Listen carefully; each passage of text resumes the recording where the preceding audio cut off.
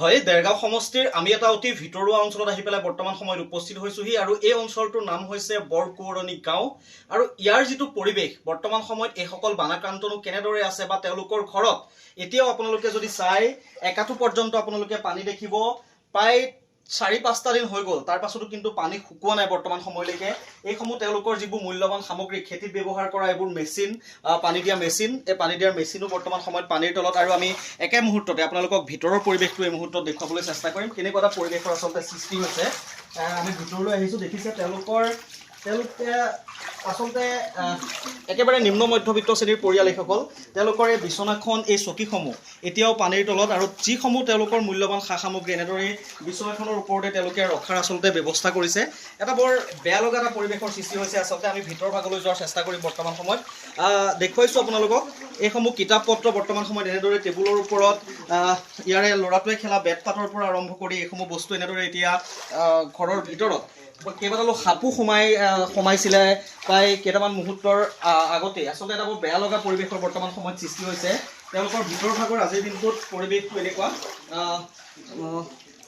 আমি আপোনালোকক দেখুৱাইছোঁ এইটো গডৰেজ এনেদৰে বিচনাৰ ওপৰত তুলি ৰাখিব লগা হৈছে। বৰ এটা বেয়া লগা পৰিৱেশ সৃষ্টি হৈছে। তাৰ পাছতো কিন্তু দেৰগাঁও সমষ্টিৰ বিধায়কগৰাকীয়ে এইসকল ৰাইজক যেনেধৰণে সহযোগ কৰিব লাগিছিল, এইসকল বানাক্ৰান্তৰ কাষত থিয় হৈ তেওঁলোকক যিধৰণে সাহস দিব লাগিছিল, কিন্তু সেই সাহস দিব পৰা নাই। এই পশ্চিম ব্ৰহ্মপুত্ৰ অঞ্চললৈকে এইগৰাকী বিধায়কে, অৰ্থাৎ দেৰগাঁও সমষ্টিৰ বিধায়ক মৃদুল কুমাৰ দত্ত, এখন নাৱৰ ওপৰত উঠি নাৱৰ ওপৰত চকী পাৰি তেওঁ আহিছিলে এই অঞ্চলটোলৈ। দেখুৱাইছোঁ আপোনালোকক চাইকেলৰ পৰা আৰম্ভ কৰি মূল্যৱান প্ৰতিটো সামগ্ৰী এনেদৰে পানীৰ তলত বৰ্তমান সময়লৈকে। বহুখিনি পানী হৈছিলে, প্ৰায় ইমান এই পৰ্যন্ত পানী উঠিছিলে এই অঞ্চলটোত, এইসকল লোকৰ ঘৰৰ ভিতৰত। আৰু বাহিৰ ভাগত এক প্ৰকাৰে ঠাৱনি নোপোৱা এটা পৰিস্থিতি। গতিকে এনেকুৱা এটা পৰিৱেশ তেওঁলোকে এই অঞ্চলটোৰ ভিতৰত আবদ্ধ হৈ পৰিছে। আচলতে তেওঁলোক বাহিৰলৈ যাবৰ কাৰণে এখন নাৱৰ ব্যৱস্থা নাই। ইয়াতে SDRF NDRFৰ কথা কওক, কোনো ধৰণৰ তেনেকুৱা সা সুবিধা নাই বৰ্তমান সময়লৈকে। এইসকল বানাক্ৰান্ত কিন্তু এনেদৰেই পানীৰ ভিতৰতে, এইসমূহ পানীৰ মাজতে এইসকল বানাক্ৰান্ত বৰ্তমান সময়ত থাকিব লগা হৈছে। তেওঁলোকৰ আমি যিটো পাকঘৰ, সেই পাকঘৰটোৰ পৰিৱেশ দেখুৱাইছোঁ। কাঁহী বাতি কেইটামান ওপৰত আছে, তেওঁলোকৰ চৌকাৰ পৰা আৰম্ভ কৰি পেলাই সকলো ধৰণৰ সা সামগ্ৰী বৰ্তমান সময়ত পানীৰ তলত। আৰু বাহিৰ ভাগৰ আমি একেসমূহ মুহূৰ্ততে আপোনালোকক পৰিৱেশটো যদি আপোনালোকক দেখুৱাওঁ, আপোনালোকে দেখিব এইসমূহ চব সা সামগ্ৰী কেনেদৰে পানীত উপঙি আছে।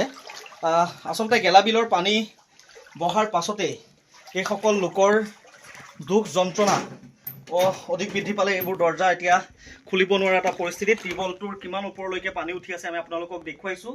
আমি এই অঞ্চলটোলৈ আচলতে যেনে তেনে এখন ভূঁইৰ ব্যৱস্থা কৰি পেলাই এই অঞ্চলটোলৈ অহাৰ চেষ্টা কৰিলোঁ। আৰু প্ৰকৃত ছবিখন আমি অকণমান দেখুৱাবলৈ ND24 দৰ্শকসকলক, চৰকাৰক দৃষ্টিগোচৰ কৰিবলৈ আচলতে আমি এই অঞ্চলটোলৈ আহিলোঁ আৰু দেখুৱাইছোঁ। আচলতে সঁচাকৈ এটা বেয়া লগা পৰিৱেশ, কি বুলি বুজাওঁ।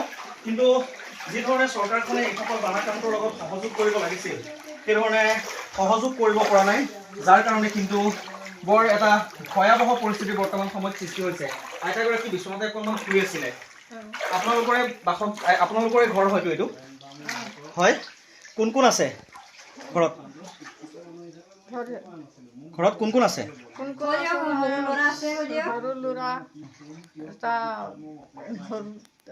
ডাঙৰ এটা হয় আৰু হেৰিটো আছে। হয়।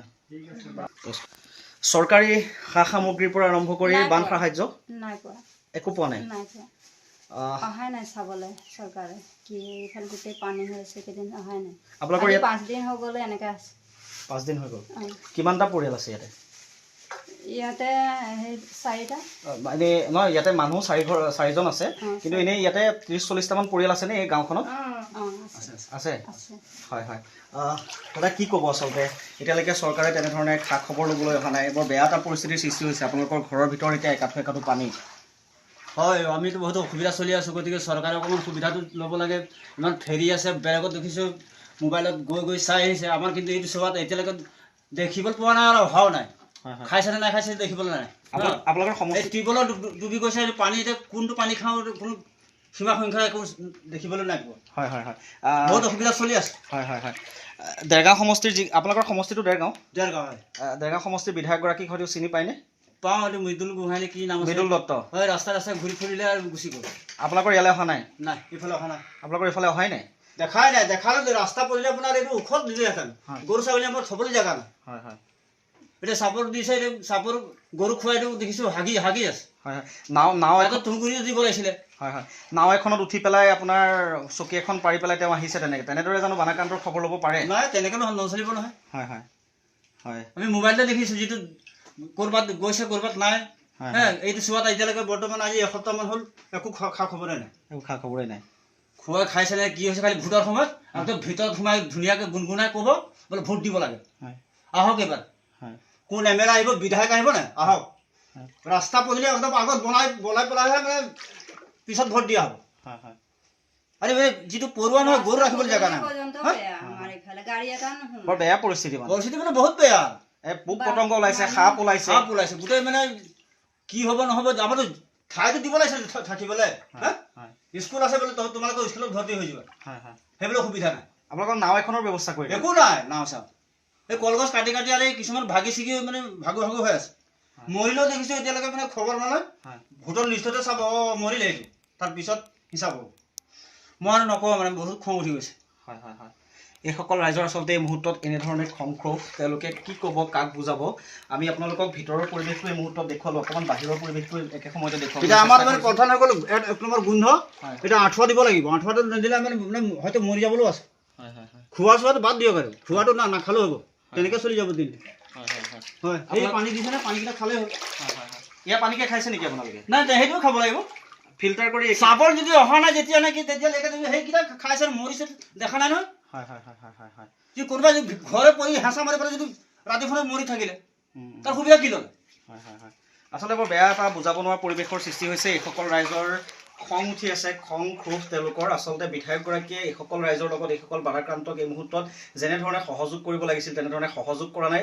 আৰু আমি অনুৰোধ জনাইছোঁ, আচলতে আপোনালোক আহক, এই পৰিৱেশটো আচলতে চাওক। এইসকল ৰাইজ কেনেদৰে বৰ্তমান সময়ত আছে, তেওঁলোকৰ ঘৰৰ ভিতৰত এতিয়াও একাঠু পৰ্যন্ত পানী, প্ৰায় 4-5 দিন হৈ গ'ল, এতিয়াও পানী শুকোৱা নাই। আৰু তেওঁলোক কেনেধৰণে আছে আপোনালোকে অকণমান খবৰ লওক, এখন নাৱৰ ব্যৱস্থা কৰি দিয়ক। এইসকল লোকক পাৰিলে অকণমান ওখ ঠাইলৈ নিয়াৰ ব্যৱস্থা কৰক, উদ্ধাৰ কৰক এইসকল বানাক্ৰান্তক। কিন্তু এইসকল বানাক্ৰান্তই কি খাইছে, কি পিন্ধিছে, অকণমানতো আপোনালোকে খবৰ লওক। কাৰণ আপোনালোকৰ দায়িত্ব আছে, চৰকাৰখনৰ দায়িত্ব আছে, সেইবুলি আপোনালোকক ভোট প্ৰদান কৰিছিলে এইসকল ৰাইজে।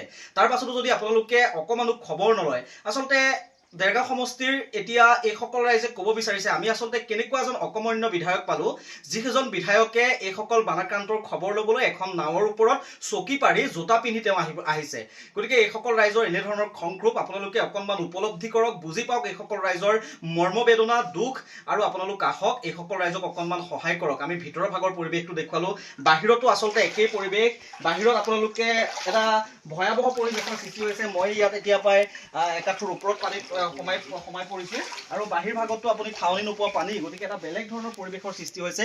যি পাৰে আপোনালোকে অকণমান সহায় কৰক। আৰু এইসকল বানাক্ৰান্তক যি ধৰণে পাৰে, যিসকল সুহৃদয়বান লোক, চৰকাৰ, সকলোৱে আহি পেলাই এই মুহূৰ্তত এইসকল বানাক্ৰান্তৰ কাষত থিয় হওক। অন্যথা এইসকল বানাক্ৰান্তৰ কিন্তু এই মুহূৰ্তত ক'ত যাওঁ, কি কৰোঁ, এনেকুৱা এটা পৰিস্থিতিৰ সৃষ্টি হৈছে। তেওঁলোক বৰ্তমান সময়ত উপায়হীন। গতিকে আপোনালোকে যি ধৰণে পাৰে এইসকল বানাক্ৰান্তক এই মুহূৰ্তত সহায় কৰক।